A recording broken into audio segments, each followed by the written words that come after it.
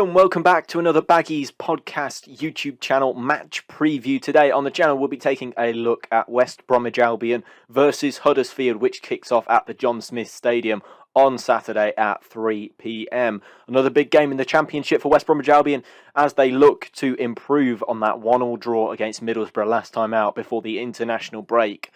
A big game coming up, but make sure you subscribe to the Baggies Podcast YouTube channel for more content like this. This is a match preview where we'll be going through all of everything there is to know about Huddersfield, really, and their season so far, their personnel, a predicted lineup for both sides as well, and also a little ones to watch for both teams as well. So looking forward to getting straight into this match preview. Be sure to subscribe if you haven't watched our exclusive interview with Saido Berahino, which was a full podcast hour-long episode. Make sure you go and check that out. It's available on YouTube or your podcast platforms. I'll leave a link for it in the description below so that you can go and check it out. It'll always be relevant. There's nothing really current in there. It's all about his time at West Bromwich Albion and, of course, that infamous exit that led to him leaving the club. So make sure you go and check out that episode and be sure to subscribe if you've enjoyed. Of course, we're heading for 1,000 subscribers. We've got less than a month and a half to do it now. So, you know, if it's now or never to get those boosts in. I think we're about 270 off possibly. So yeah, massive help if you could subscribe if you've enjoyed, and drop your score predictions for the Huddersfield West Brom game in the comments below. But yeah, let's crack on and find out what we need to know about this match.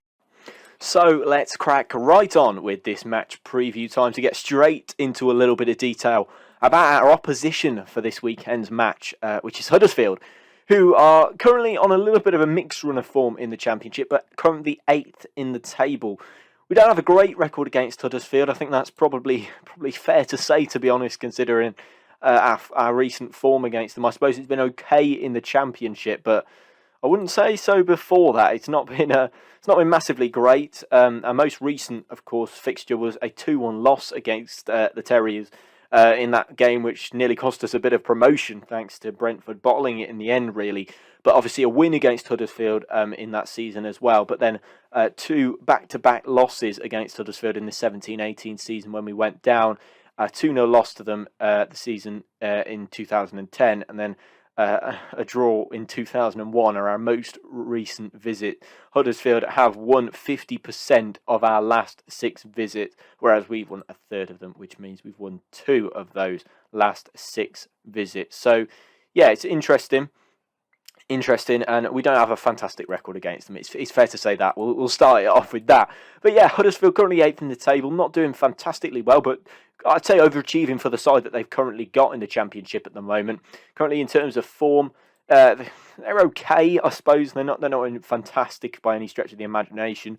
Mixed form, loss in their last game against Cardiff 2-1. Then before that, a 1-0 draw with Huddersfield. Then before that, a 1-0 win at Millwall. Then 3-0 to Bournemouth loss, and then 0-0 Birmingham. And then, of course, a 2-0 win against Hull, which we spoke about when we did the match preview for the Hull game as a bit of a data gathering. But yeah, in terms of goals scored, and let's just take a little bit of a look at the stats for them. They're not massively up there with the Championship's attacking size by any stretch of the imagination. In 12th place for goals scored with 21 compared to Fulham, who've got 44 and are at the top of the table. Albion currently in 5th with 27 goals, so not looking massively fantastic really from a Huddersfield perspective. Not scoring loads of goals, but certainly not anywhere near the lowest scorers in the division by any stretch of the imagination. In terms of their top scorers, in terms of the guys that are getting the goals really for them, I'd look at Danny Ward as their sort of main out-and-out goal scorer. 4 goals so far in a Terrier shirt this season in 14 appearances.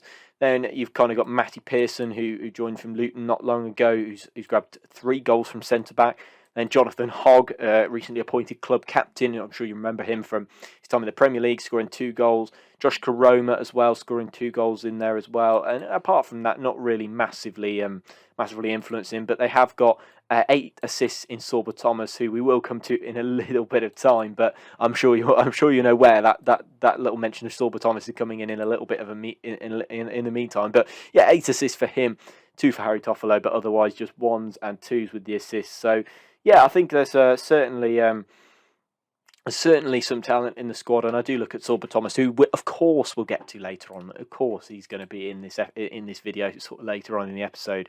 But yeah, in terms of possession, they're not again massively high up. They're 12th in the league with with an average of 48.7% possession, which is actually less than us. We're in 6th place with 52% possession. You consider how we started the season, that's certainly not good. That's certainly a different statistic than certainly West Bromwich Albion fans were really expecting for this one. But yeah, in terms of now pass success, it's 11th again with 75.9% of passes reaching the correct teammate. So yeah, kind of a bit mixed with Huddersfield, not quite doing the business at both ends. But in terms of aerials won and their sort of aerial prowess, they're not that high either. They're 17th in the league, even lower than the mid-table stats that we've just taken a little look at.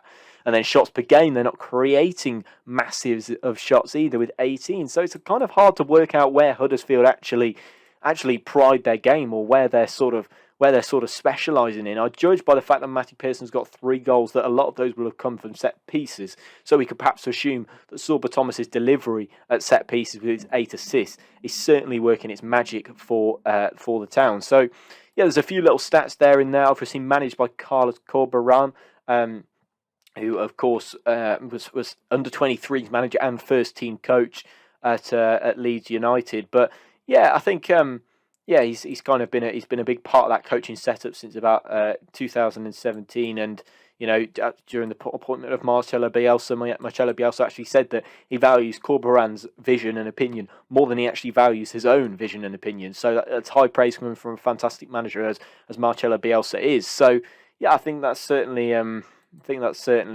something there. But in terms of his time at Huddersfield Town so far, he's been there since July 2020, and he's managed 66 games to present date, and 19 of those being wins, 17 draws and 30 losses. I do think they're overachieving, and I do think for Corberán to be able to implement this philosophy, or perhaps even just sap a bit of Marcelo Bielsa's play style or tactics or vision, he needs to be able to have his own players. And by the looks of things, I don't think he quite has that with somebody maybe like Danny Ward up front. I wouldn't say he was certainly Corberán's first choice, but I'm not a Huddersfield fan, so I wouldn't be able to tell you that. I wouldn't be able to tell you how that works. But yeah, there's certainly some really good players in there that are gonna hurt West Brom. And as we've got such a terrible record against them, it certainly wouldn't surprise me if they were to hurt us or haunt us, if you like. So yeah, let's go and take a little bit of a look at how we sort of expect the Terriers to line up. How do we expect them to kind of set up in their formation and try and beat Albion really on Saturday with this big game. So yeah, in terms of their formation, I think they'll go for a 3-4-3. That's what they played over the last 2 games. So I feel like they'll use that to our detriment and try and just match us up in that sort of position. So yeah, I've gone for a 3-4-3 for Huddersfield. In goal, I've gone for Nichols, who's obviously been doing a reasonable job so far this season, keeping net. Heard a lot of Huddersfield fans lauding praise on him.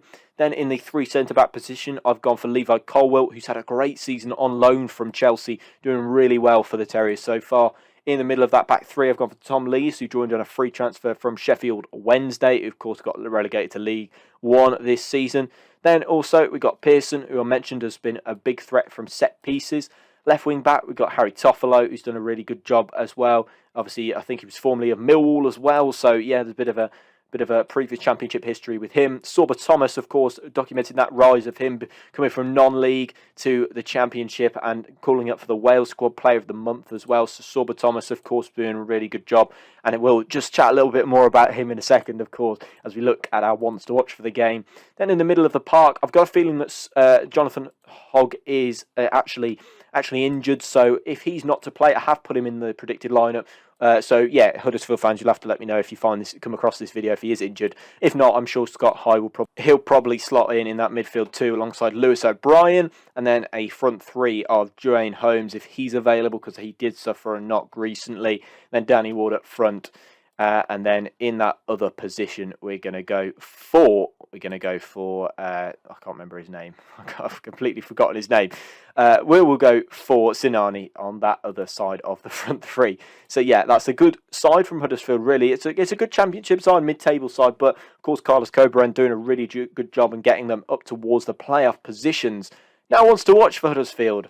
I'm sure you're not surprised at this, but it's Sorba Thomas, who of course has been on absolutely electric form so far this season, especially during those opening championship games. 17 appearances, 8 assists and a goal to boot as well. Obviously playing in that wing-back position, so deadly with his delivery from set pieces as well. That's something that Albion really, really do need to look out for, and something that's really going to cause us some harm if we don't defend them properly. He's got fantastic delivery, called up for Wales as well, so yeah, Sorba Thomas is definitely the one to watch for this game. But on to Albion, of course, trying to pick ourselves up from that 1-1 draw with Middlesbrough. Of course, it's a really poor performance, boos echoing round the ground yet again. And my sort of predicted lineup is a little bit different to usual. Of course, we're not 100% sure on injuries and suspensions since Val hasn't done his pre-match pressing yet, as I'm speaking now. But Sam Johnston, I'm going to go for in goal. I'm going to go for a back three of Matt Clark if he's available. Of course, did suffer a concussion, so I think after the international break, he's okay. Then Carl Bartley in the centre-back position. And then Cedric Kipre, I've gone for it in the right centre-back position. For me, he's done nothing wrong. And that's a nice little bit of progression from the back three when we're playing against a side that's going to camp in against us. Not sure how Huddersfield will approach this one. That's certainly what I think is going to happen. Connor Townsend at left wing back, of course, signing a deal until 2025. Very glad to hear that. I'm very glad to see him continuing his great form at West Bromwich Albion. We all love watching him play and we all think he's great. So lovely to see him back in signing a contract. I've gone for a midfield two of Jason Malumbi and Alex Mowatt. Of course, can't be sure that either of those are available, but Mowatt was rumoured and said by Valérien Ismaël that they hope to have him back after the international break. So I've gone for Alex Mowatt alongside Jason Malumbi in there as well, who could be injured because he actually suffered a hamstring strain in the Republic of Ireland camp and had to come out early. Then I've gone for Taylor Gardner-Hickman at right wing back, and then I've also gone for a front three of Karlan Grant, Jordan Hugill and Grady Dean Garnett, who of course scored last time out. That's my predicted lineup for Albion. How are we looking in terms of A1s to watch? I've gone for Cedric Kipre because I thought he was one of the better players against Middlesbrough last time out, and therefore that's why I've gone for him. I'd love to see Taylor Gardner-Hickman start, as I just mentioned there, because I feel like Furlong was quite poor in that game. So maybe I might like to see Taylor Gardner-Hickman get a little game. I think it was unfair of him to be dropped for that Middlesbrough game, so I would like to see him play again. So let's hope so. Let's hope we see him again, and let's hope that we see him back in an Albion shirt. But I've gone for Kipre because of his progressive nature in the back three. He can add that little different dynamics to us when, Val's so stubborn and won't change to the back four. Maybe that back three could have Cedric Kipre stepping out into midfield like he did against Middlesbrough. But yeah, that's kind of what I've gone for as predicted lineups for both sides. Some ones to watch, some stats from Huddersfield as well.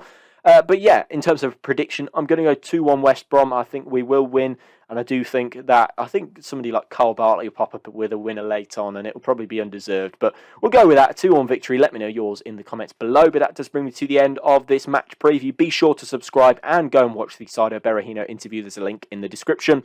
But that just brings me to the end of this match preview, and I'll see you in the next one. Goodbye.